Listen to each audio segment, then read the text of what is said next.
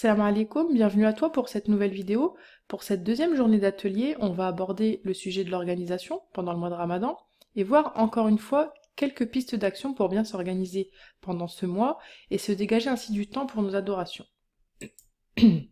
On va aborder trois grandes thématiques aujourd'hui, la procrastination, la détox digitale et l'organisation du quotidien, toujours dans le but de vivre un Ramadan organisé, un Ramadan optimal. La procrastination est le problème d'un certain nombre d'entre nous, Ramadan ou pas d'ailleurs. On retrouve différentes causes à la procrastination, le perfectionnisme, la paresse, le manque de vision sur le long terme, etc., etc. Peu importe la cause finalement, le résultat est le même, l'inaction. Le fait de toujours remettre au lendemain peut être aussi simplement dû au fait de se fixer de trop gros objectifs irréalistes et donc irréalisables. Et donc face à l'ampleur de la tâche, on est démotivé et on repousse sans cesse au lendemain le début de l'action. Ça a moins de chances d'arriver si on se fixe des objectifs réalistes et réalisables et qu'on utilise la méthode du pas à pas et le fait aussi d'y aller progressivement. On accumule aussi un certain nombre de tâches sans pour autant s'adapter, sans prioriser, en disant oui à toutes sortes de sollicitations. Il faut donc aussi prioriser nos tâches, se fixer des objectifs réalisables, y aller pas à pas, en se challengeant tous les jours pour entretenir sa motivation, mais pas tomber dans la routine. Et encore une fois, tout cela, ça va demander un minimum d'effort de notre part. Je vais pas te promettre de recettes miracles, c'est pas mon truc. Donc une des causes de la procrastination, c'est aussi d'aller trop souvent vers les distractions. Et justement, on va aborder maintenant un des sujets qui, à mon sens, favorise aussi la procrastination, c'est l'hyperconnexion. Pour cette partie-là, je vais aller beaucoup plus vite, parce que un podcast vient de sortir sur le sujet. Il sera disponible pour tout le monde dimanche prochain, mais donc vous l'avez aujourd'hui en avant-première. Donc j'ai pas sorti ce podcast à ce moment-là pour rien. Ok, la thématique en cours sur le blog, c'était la détox digitale, mais le choix, il n'était pas anodin. Les écrans, ils nous mangent beaucoup, beaucoup, beaucoup de temps. Ce temps qu'on se plaint par la suite de ne pas avoir. Donc, je te laisse, après cette vidéo, écouter le podcast. J'y aborde notamment les symptômes de l'hyperconnexion, donc tous les marqueurs qui doivent nous alerter sur le fait qu'on a peut-être une consommation trop importante de nos téléphones, si je peux dire ça comme ça, les conséquences de cette hyperconnexion, et quelques pistes d'action pour entamer une détox digitale. Un autre des problèmes récurrents du Ramadan, c'est le manque d'organisation.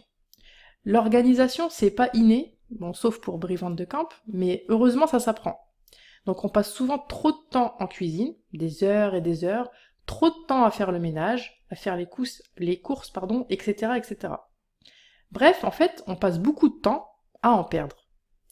Et qu'est-ce qui passe à la trappe, généralement? C'est la première chose qui passe à la trappe, c'est le temps passé pour notre spiritualité, pour nos adorations, pour au final vivre pleinement son Ramadan en définitive.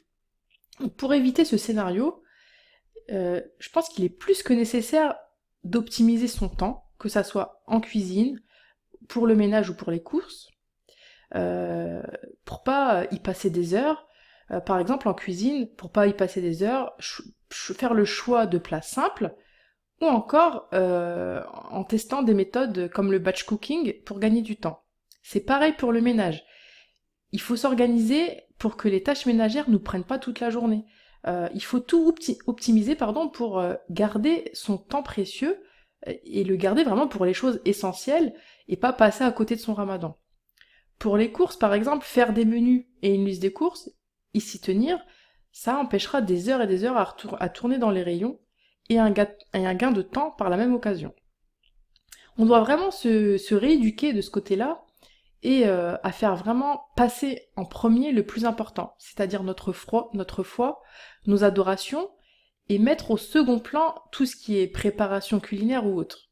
Parce qu'on va pas se mentir, chez la plupart d'entre nous pendant le Ramadan, c'est quand même l'aspect alimentaire qui est au premier plan, chez certains aussi, c'est un concours à la quantité sur les tables, la pression quand on invite du monde, la peur du qu'en dira-t-on. Encore une fois, on n'a pas tous la même définition, hein, de cuisiner peu, et c'est pas un problème en soi, c'est même normal.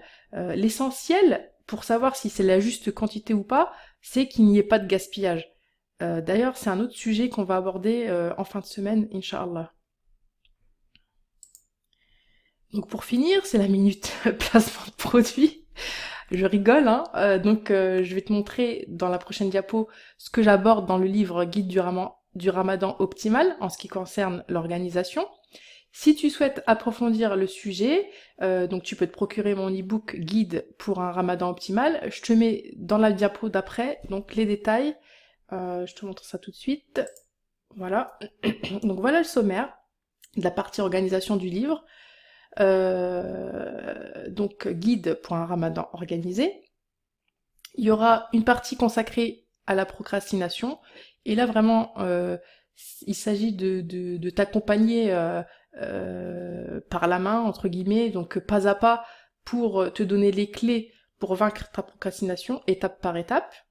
Une partie sur la détox digitale, avec vraiment une partie de dépistage pour voir si tu es bien addict ou pas à ton smartphone. Une partie aussi sur les conséquences de l'hyperconnexion.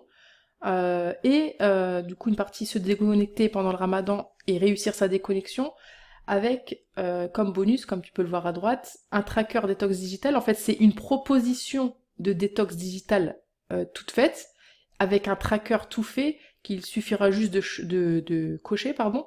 Après, rien n'empêche d'adapter les choses à toi et de changer les modalités de la détox digitale et de faire ton propre tracker. Voilà, c'est vraiment là pour les personnes qui n'ont pas d'idée et aussi pour copier, s'inspirer, modifier, etc. Donc voilà, ça c'est la partie détox digitale.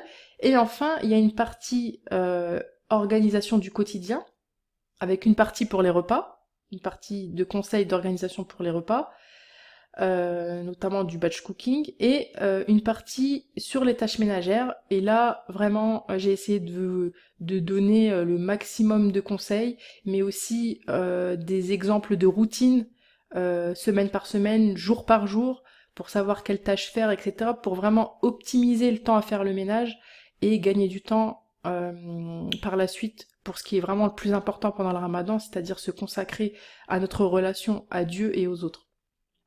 Donc voilà, j'espère que cette deuxième vidéo t'a été utile et te fera réfléchir sur quoi prioriser dans tes actions. Je te mets du coup comme d'habitude en dessous de la vidéo un bouton pour en savoir plus sur l'ebook et si tu souhaites te le procurer. Je te dis à demain, Inch'Allah, prends soin de toi. Salam alaikum.